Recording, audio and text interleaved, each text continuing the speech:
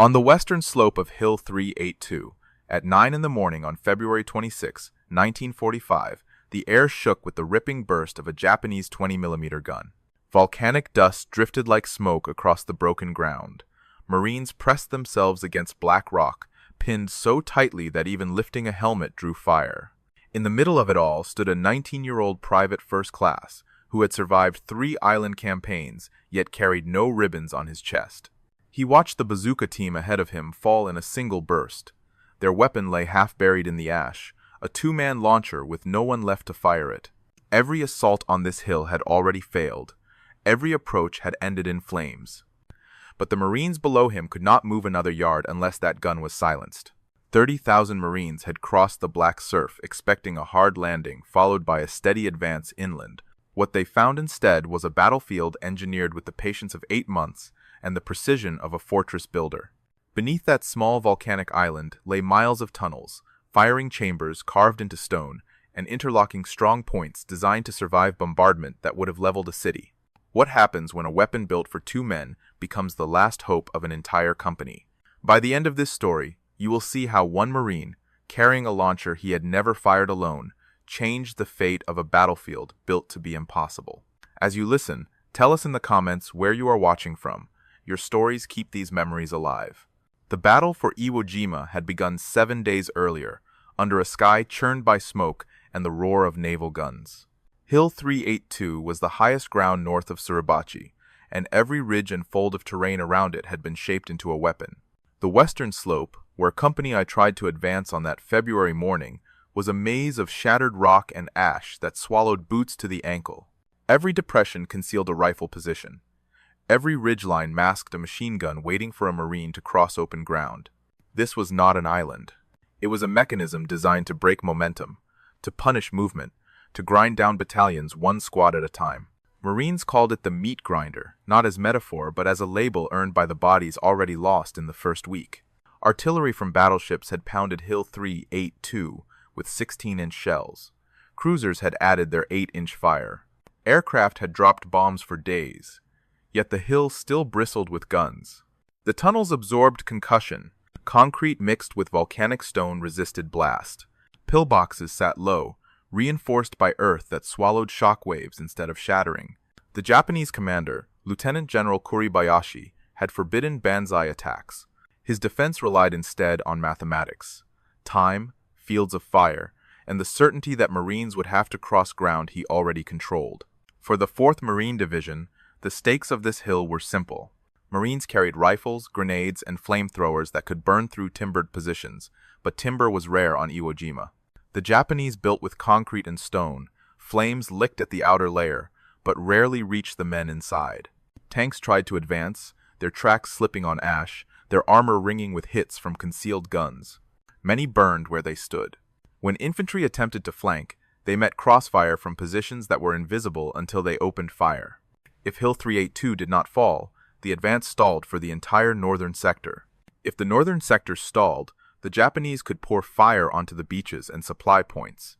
Every minute of delay meant more bodies exposed in the open, more units trapped in ravines cut by volcanic rock, more wounded lying under machine gun arcs waiting for corpsmen who could not reach them. Progress here could not be measured in yards. It was measured in minutes of survival. Against defenses like these, only a handful of tools could shift the balance. One of them was the M6A3 Bazooka, a shoulder-fired launcher designed to send a shaped charge warhead into armor or reinforced emplacements. The launcher was a steel tube a little over 4 feet long. It weighed a little more than 12 pounds. Loaded, the weapon pulled the gunner off balance unless a second Marine steadied it and connected the ignition wire. The electrical circuit that fired the rocket was fragile. A loose wire meant a misfire. A misfire meant a dead crew. The shaped charge in the rocket contained high explosive configured to focus energy forward into a jet capable of pushing through armor many times thicker than the diameter of the warhead. But concrete behaved differently than steel. The charge could blow open a firing slit or breach a wall, yet results were inconsistent. Distance mattered. Angle mattered. Even a few degrees of deviation could turn a killing shot into a harmless burst of dust against stone. The weapon had strict rules. No one stood behind it. When the rocket ignited, A cone of superheated gas blasted backward with enough force to sear flesh and ignite cloth. Teams trained with a rhythm that depended on trust. The loader inserted the rocket. The loader connected the ignition wire. The loader tapped the gunner's helmet. Only then could the gunner fire. The anti-aircraft gun that killed them continued to rake the slope, its 20mm shells ripping through rock and bodies alike. The machine gun nests above the slope, waited for Marines to rise. Mortar crews adjusted their tubes, searching for the range. Snipers watched through narrow slits cut into volcanic stone. The stakes tightened with every minute. Without the destruction of the gun at the base of the hill, the battalion could not move. Without movement, the units to the east and west would be isolated. And without pressure on the Japanese line, the remainder of the 4th Marine Division would face enfilade fire that could halt the entire northern offensive. This was not a question of courage. It was a question of physics and timing. Someone had to cross ground already measured by enemy fire. The bazooka, lying half buried, was not just a weapon, it was a possibility. But a possibility that demanded 2 men when only 1 remained. Using it alone meant accepting every penalty: slower reload, unstable aim, dangerous backblast, and exposure that could not be hidden by ash or rock. Yet without it, nothing on that slope could reach the gun, tearing the company apart. As the morning advanced, the battlefield narrowed. The terrain offered almost no cover. The defenders held every advantage. The clock moved with the weight of casualties, rising by the minute. The entire sequence took seconds under ideal conditions. Under fire, it took longer, and every moment exposed both men to bullets and shrapnel. On the western slope of Hill 382, ideal conditions did not exist. Company I had already lost a third of its strength in less than 1 hour. The 2-man team assigned to the bazooka lay motionless in the ash, their launcher beside them. Marines called it the meat grinder, not as metaphor but as a label earned by the bodies already lost in the first week. Artillery from battleships had pounded Hill 382 with 16-inch shells. Cruisers had added their 8-inch fire. Aircraft had dropped bombs for days, yet the hill still bristled with guns. The tunnels absorbed concussion. Concrete mixed with volcanic stone resisted blast. This was not an island. It was a mechanism designed to break momentum, to punish movement, to grind down battalions 1 squad at a time. Pillboxes sat low, reinforced by earth that swallowed shockwaves instead of shattering. The Japanese commander, Lieutenant General Kuribayashi, had forbidden banzai attacks. His defense relied instead on mathematics. Time, fields of fire, and the certainty that Marines would have to cross ground he already controlled. If the northern sector stalled, the Japanese could pour fire onto the beaches and supply points. For the 4th Marine Division, the stakes of this hill were simple. If Hill 382 did not fall, the advance stalled for the entire northern sector. Every minute of delay meant more bodies exposed in the open, more units trapped in ravines cut by volcanic rock, more wounded lying under machine gun arcs, waiting for corpsmen who could not reach them. Progress here could not be measured in yards. It was measured in minutes of survival. Marines carried rifles, grenades, and flamethrowers that could burn through timbered positions, but timber was rare on Iwo Jima.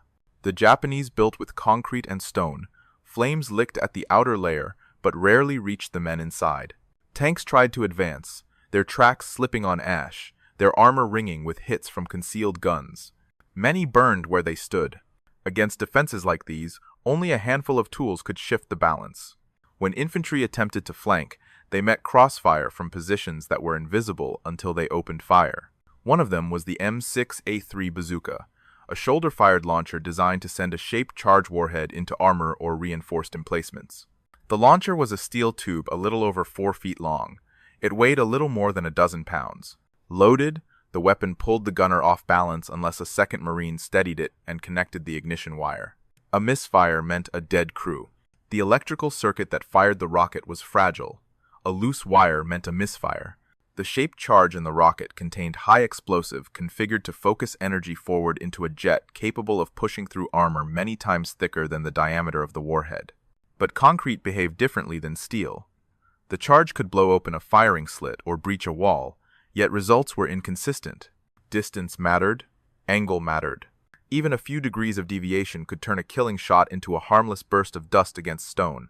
The weapon had strict rules. No one stood behind it.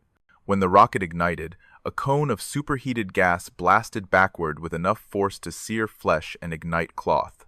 Teams trained with a rhythm that depended on trust. The loader inserted the rocket.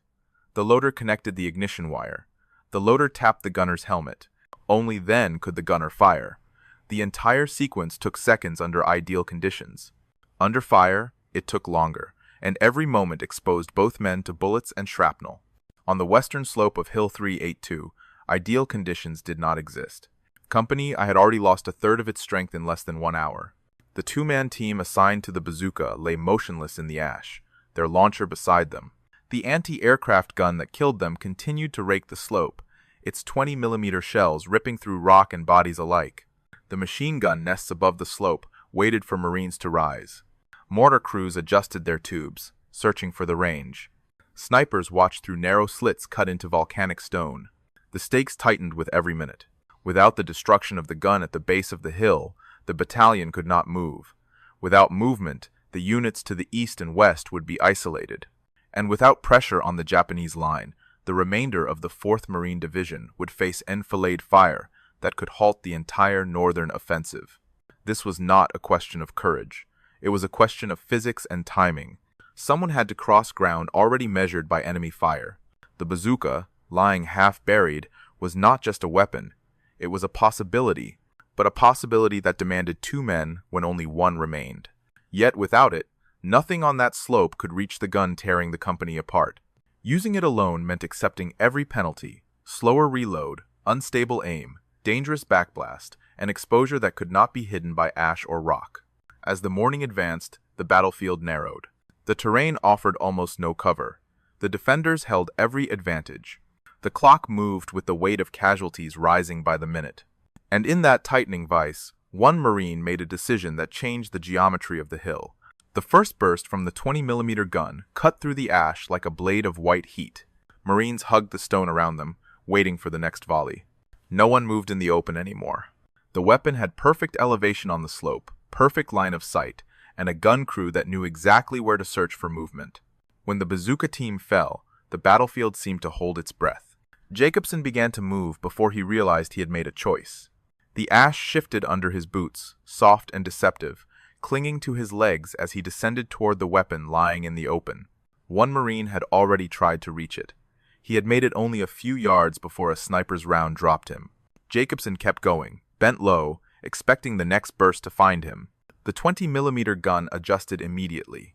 Its barrel swung toward him. When he reached the launcher, he lifted it from the ash, slung the canvas bag of rockets over his shoulder, and turned toward the rocks that offered the only cover in sight. The next burst tore through the air so close that dust exploded from the rock in front of his face. He threw himself behind a shattered outcrop, breathing volcanic grit, feeling the heat from the sun-baked tube against his arm. The battlefield narrowed to a single problem: make the weapon fire, and fire it accurately, with no one behind him, no one beside him, no one to steady the tube or connect the wire. He loaded the first rocket, his fingers working by memory rather than instruction. The wire wrapped around the contact spring, the shell locked into place. He shouldered the tube, one hand bracing the weight, the other gripping the wooden stock. Through the ladder sight, the 20mm gun sat roughly 80 yards away. He rose, fired, and dropped again in the same motion. The rocket streaked across the gap in a heartbeat and struck the shield of the anti-aircraft gun. The explosion unfolded in a flash of molten metal and orange flame. When the smoke cleared, the gun was silent, its crew gone. Marines on the slope began to rise cautiously, shifting their weight as though waiting for the gun to fire again. Jacobson did not wait to confirm the kill. He was already reloading, alone, slower than any trained team, but still fast enough to matter. Above him, 2 machine guns opened fire. Their first bursts dropped several Marines caught in the open. The rest sought cover wherever the rocks allowed, pinned again by angles they could not counter. He spotted the first gun by the flicker of its muzzle flash. The emplacement sat behind a low rise, invisible from below but exposed from the flank. Jacobson shifted right, keeping his silhouette low against the torn ground. Every few yards he paused, letting the gunners search for other targets. When he found a shallow depression 40 yards from the emplacement, he raised the launcher, fired, and watched the explosion blot out the nest. Dirt and shattered wood rained down the slope. The second gun swung toward him before the echoes faded.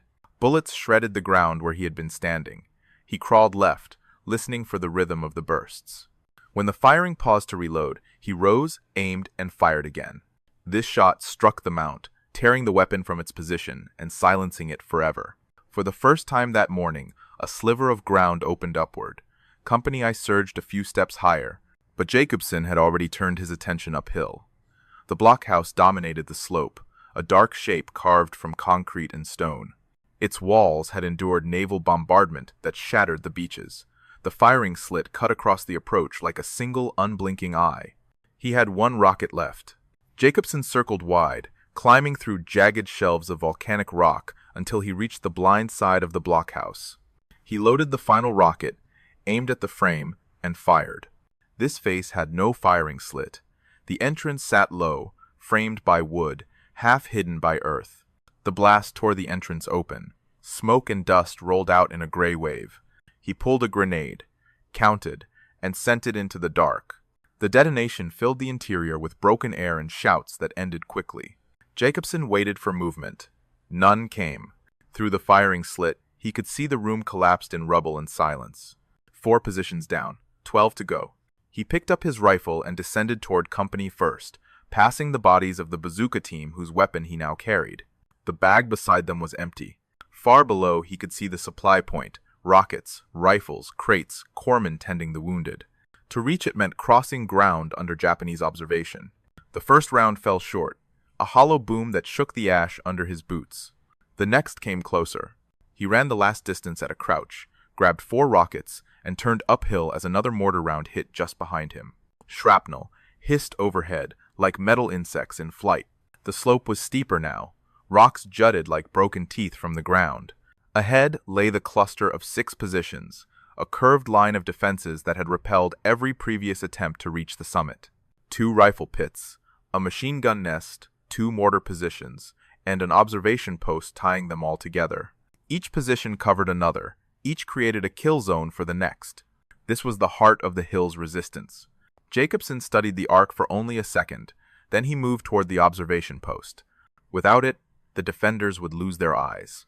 He circled wide through uneven ground, climbing until he reached a point roughly 70 yards from the post. He reloaded instantly, fired again, and the post collapsed in a rush of dust and stone. He loaded, fired, and watched the explosion tear one wall free from the structure. 2 Japanese soldiers staggered into the open. Marines advancing below finished the fight. Jacobson turned toward the nearest rifle pit. 2 defenders raised their rifles. He could not waste a rocket. He pulled a grenade instead, lobbed it, and heard the blast echo through the pit. When he approached the edge, both men were still. Machine gun fire erupted from deeper in the arc. Short, disciplined bursts. The gunner knew what he was doing. Jacobson loaded another rocket. He waited until the gunner's rhythm reached its predictable pause. Then he rose, fired, and dropped away from the backblast. The explosion shook the depression, and the gun went silent. A figure stumbled from the smoke. Jacobson fired his Garand once. The slope fell quiet, except for the mortar crews deeper in the line. Their hollow thump carried through the air as rounds arced toward Company I below. Those mortars had to be taken next. He moved uphill, angling toward the first pit. The crew was reloading. He fired before they realized he was there. The explosion shattered the tube and sent it tumbling high before it crashed down 30 yards away. Flames flickered in the wreckage as 2 bodies slumped into the ash. The second mortar pit lay 40 yards above him, but a rifle pit blocked the approach. 3 defenders stared down the slope, firing at Marines who tried to advance. Jacobson loaded another rocket. Only one remained after this. 5 men stood between him and the summit approach. He chose the mortar. He fired. The rocket struck the pit, detonating in a cone of fire and dust. The mortar flipped backward from the force of the blast, the crew thrown aside by the pressure. Now only the rifle pit remained. Jacobson dropped the empty launcher and unslung his Garand. 3 figures moved inside the pit. He fired once. The first soldier collapsed. The third tried to run. Fired again. The second fell back. Jacobson aimed, squeezed, and the man dropped beside the others. The 6 position arc had broken. Behind Jacobson, Marines rose and began climbing toward the summit, using the path he had carved. Across a shallow ravine, however, another company remained pinned. Hill 382's western face, for the first time in days, belonged to the advancing line. Their approach on the eastern slope was blocked by a pillbox carved into the hillside. Its heavy machine gun raked the ravine in steady bursts. Jacobson had no rockets left, but he knew where to find more. He moved downhill again, through scattered fire from snipers hidden in the stone. The supply point had shifted upward, dragged closer by Marines who refused to let the attack stall. Jacobson grabbed 4 rockets, slung them into the canvas bag, and crossed the ravine under fire to reach the pinned unit. The captain pointed up the slope, toward the pillbox that held the company frozen in place. Jacobson climbed the right side of the ravine, using dead ground where the pillbox's gun could not depress far enough to track him. He reached a vantage roughly 50 yards away, loaded a rocket, and fired upward. The angle was steep. The rocket hit high, exploding against concrete. The gun kept firing. He reloaded, aimed lower, compensated for the slope, and fired again. Flame and dust erupted from every opening. The machine gun fell silent. This time, the rocket entered the firing slit and detonated inside the pillbox. The Marines below surged forward, the ravine filled with the sound of boots on ash. Then came a different sound, a metal clatter, a grinding rumble. A Japanese Type 95 Hago tank was climbing the eastern slope. Jacobson loaded a rocket, aiming for the turret. The hatch was open. The commander scanned the ravine. Jacobson fired. The shaped charge pierced the turret, jamming its traverse. Smoke rose from the hatch. The machine guns still worked. One began to fire wildly downslope. Jacobson moved left, loading his final rocket. The engine compartment sat exposed. The tank backed blindly, unable to see him. He fired. The rocket struck the thinnest armor. Flame burst from the rear of the tank. 2 crewmen crawled out, uniforms burning, and were cut down by Marines below. 15 positions destroyed. 1 remained. The final blockhouse stood near the summit, larger than the others, built to withstand direct hits from naval guns. Through its narrow slits, Jacobson could see figures moving inside. He climbed toward it, exhausted, ash thick on his face, sweat soaking his uniform. He had 1 rocket left. He circled right, searching for a weak point. The entrance sat on the far side, shielded by a steel frame and timber reinforcement. He loaded the final rocket, fired, and watched the door blow inward. Smoke poured from the gap. He dropped the launcher, pulled 2 grenades, threw them, and entered behind the blasts. Inside, the air was thick with dust and echo. Shapes moved in the haze. Jacobson raised his Garand and fired until the clip ran empty. He drew his pistol and pressed deeper, clearing each corner, each pocket of resistance, until the interior fell still. 16 positions, 75 defenders, a single Marine carrying a weapon meant for 2. For the first time that day, the summit of Hill 382 stood open. The climb up Hill 382 did not feel like a climb. It felt like moving through a furnace built from dust and shockwaves. Every step Jacobson took pressed volcanic grit deeper into his boots, grinding against his skin. His uniform clung to him, soaked with sweat despite the cool February air. Each time he fired the bazooka, the backblast hammered his ears until the battlefield seemed wrapped in a thick, muffled ringing. By mid-morning, he could no longer tell where gunfire ended, and his heartbeat began. He had been running for nearly 2 hours without water. The ash clung to his mouth and tongue, turning breath into something dry and metallic. His shoulder throbbed from the weight of the launcher, bruised purple beneath the fabric. The skin on his hands felt raw from the heat of the tube. Yet he did not stop. Stopping felt like admitting the hill had already chosen its price. Everywhere he moved, he passed reminders of that price. Marines lay behind rocks that had not been there minutes earlier, their shapes half covered in drifting ash. Corpsmen knelt beside the wounded, their voices steady even when their hands shook. Some men stared ahead with wide, fixed eyes, waiting for an order they could no longer hear. Others fought to rise only to collapse again, their strength spent on the slope that refused to give back even a single step of ground. Jacobson did not speak to them, but they watched him. When he ran past with the bazooka over his shoulder, Marines pressed closer to the rock, giving him the narrow space he needed to move. Some raised a hand, pointing toward the next threat. Others simply nodded once, a silent acknowledgement that what he carried might break the deadlock, choking them all. The Japanese defenders were not faceless shadows. In the rare moments when a position fell silent behind him, the men nearest the impact exhaled as if surfacing from water. Many died in places so small he could see their last moments clearly. One soldier crawling from a shattered gun pit, another falling backward as dust settled around him, a third disappearing behind a burst of fire inside a mortar dugout. In those seconds, Jacobson felt no triumph, only the cold understanding that each man had been ordered to hold this ground exactly as firmly as he had been ordered to take it. When he cleared the final blockhouse, the silence inside struck him harder than the blast. Smoke drifted across the floor. Fragments of concrete crackled as they settled. For a moment he stood still, pistol lowered, listening for breath, movement, anything human in the dark. There was none. Outside, Marines were climbing toward the summit, stepping into the space he had carved from the hill. Their boots scraped stone. Their voices came low and cautious, tempered by the knowledge of what had been required to reach this height. The battlefield did not celebrate. It simply breathed again. From the summit of Hill 382, the island looked different.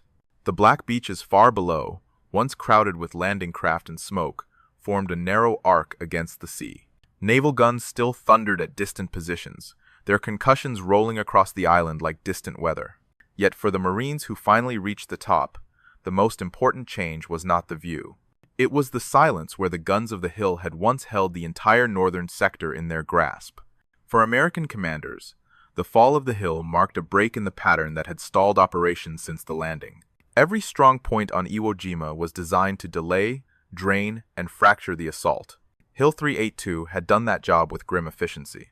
When it fell, the defensive map changed. Observation posts that once directed artillery fire could no longer see. Mortar crews lost their ability to coordinate.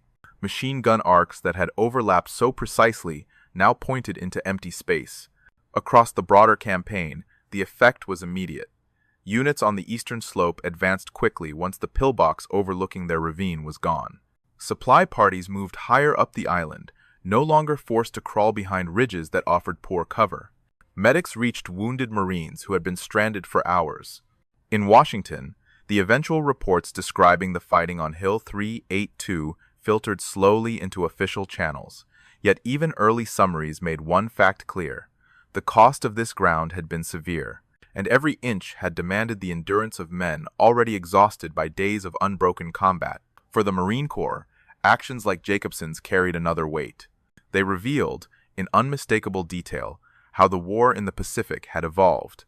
The close-range assaults that characterized earlier island battles had given way to a new reality shaped by tunnels, concrete, and enfilade fire from hidden positions. The Corps studied these engagements carefully. They looked at how a single weapon, placed in the hands of someone willing to push through fire, could dismantle defenses that had survived battleship shells.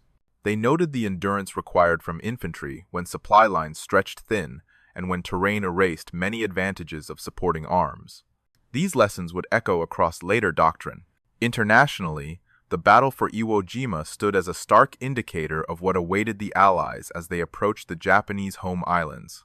Observers understood that the determination shown by defenders on this small volcanic outcrop could repeat itself on a far larger scale. The fighting on Hill 382, with its close quarters, its tunnels, and its unbroken resistance, hinted at the human and material cost of any invasion yet to come. But on the island itself, the impact was far more personal. It stirred debates in planning rooms from Washington to London, where strategists weighed the grim arithmetic of casualties against the necessities of ending the war. The hill that had stalled regiments now belonged to men who had climbed it under fire. They saw, in the still smoking ruins of its blockhouses, the truth that strategy could not capture. This victory had been carried forward by individuals who refused to stop moving, even when the ground itself seemed shaped to hold them in place. When the smoke thinned over Hill 382, the Marines advancing from both western and eastern slopes finally met near the crest. Their boots struck ground that had resisted them for days, ground they had come to recognize only through loss. Below them, the shattered line of Japanese defenses lay silent for the first time since the landing. By noon, the 23rd Marines held the summit. By early afternoon, they had pushed across the reverse slope, breaking the last pockets of resistance that had anchored the northern sector. The fall of the hill did not end the battle for Iwo Jima, but it shifted the balance. The defenders were cut into fragments, their carefully engineered fields of fire disrupted. The cost was measured in bodies carried down the slope or left under ponchos until corpsmen could return. company I had lost more than 40 men killed or wounded. The 23rd Marines as a whole had endured nearly half their strength in casualties since the landing. Across the island, the numbers were even harsher. Thousands dead, thousands wounded, many in the first hours of the assault. As the fighting moved northward, Jacobson walked back down the hill he had spent the morning climbing under fire. His uniform was torn, his face streaked black with dust and the residue of backblast. Someone asked him how he had done what he had done. He answered simply that he wanted to get off the hill. A Navy corpsman stopped him, checked him for wounds, and found only cuts, bruises, and dehydration. The battle for the island continued for weeks. American units dug out tunnels one chamber at a time. Japanese defenders fought until ammunition ran out, and then fought with grenades or with nothing at all. The island was declared secured in mid-March, nearly a month after the landing. By then, more than 6,000 Marines were dead and 17,000 wounded. Of the 21,000 Japanese defenders, only a few hundred survived to surrender. When the Medal of Honor was awarded that October, President Truman placed it around Jacobson's neck at the White House. A second young Marine, Jacqueline Lucas, received his medal the same day. Jacobson re-enlisted after the war. He served in Japan, in Okinawa, in China, and later in Vietnam. When told he was the only Marine officer without a high school diploma, he took the GED exam, passed, and continued his service. After 24 years in uniform, he retired as a major, moved to New Jersey, worked in real estate, and later settled in Florida with the woman he had met overseas. He rarely spoke of the war unless someone asked him directly. Most veterans do not need to revisit fire to remember its heat. He died in August of 2000 at the age of 74. He is buried at Arlington National Cemetery, among thousands whose stories echo through the quiet rows. In Port Charlotte, a state veterans nursing home bears his name. It stands not as a monument to violence, but as a place where those who carried the burdens of war may find care in their final years. The legacy of Hill 382 is not only in the number of positions destroyed or the measurable impact on a single battle. It lies in the recognition that war often turns on the actions of individuals who refuse to stop when everything around them demands surrender. It lies in the understanding that courage is rarely loud. More often, it is a decision made in silence, repeated step after step, across a slope no one believes can be crossed. On Hill 382, the ash has long settled, the bunkers are cold, the air no longer shakes with the concussion of mortars. But the memory of that morning remains, carried in the stories told by those who came home and by the families who remember those who did not. If this story touched your memory of the war or someone in your family who served, share it with us. Leave a comment, tell us where you are watching from, and help keep these names alive. We tell these stories because they outlast headlines, and because remembering them is one way we honor the cost of peace.